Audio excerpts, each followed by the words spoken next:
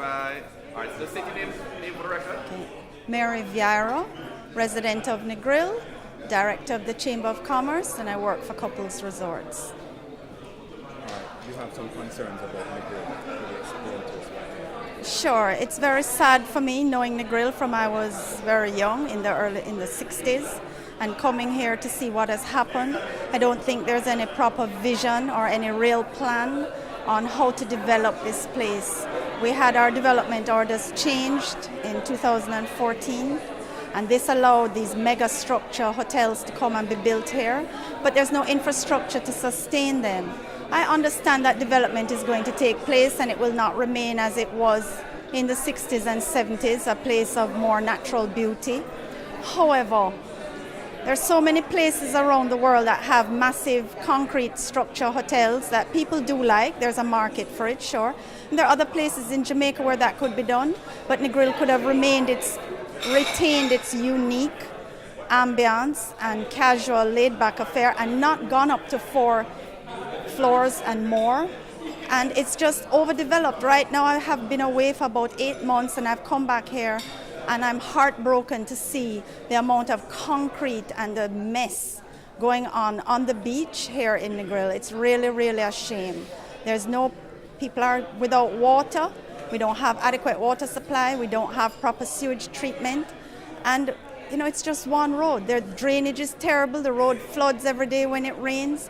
Yes, money was spent by the TEF, but it was wasted money, and no one is being held accountable.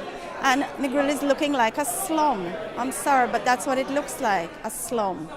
So what are some of the possible solutions that we could look at?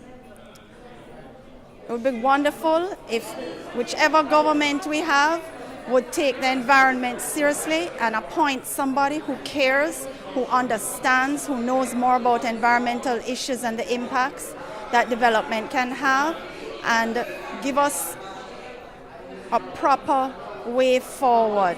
We need to do something about our beach. Yes, we were against a breakwater being built here. There was a reason for that. None of us felt it was the right way to go forward.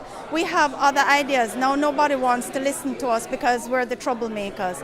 But we went to the world leaders about the breakwater and they've given us a plan, but can we get anyone to listen? No. We need to be our own municipality because we are stuck between 2 parishes, Westmoreland and Hanover. So we have to deal with the parish council in Westmoreland and in Hanover. There's a Negalpa, Negril Green Island Planning Authority, but they still then have to go back to the parish councils, and they cannot seem to, everybody passes the buck. Hanover says, call the ones in Westmoreland. Westmoreland says, call the ones in Hanover. We have a beach park that's sitting down for over a year locked up.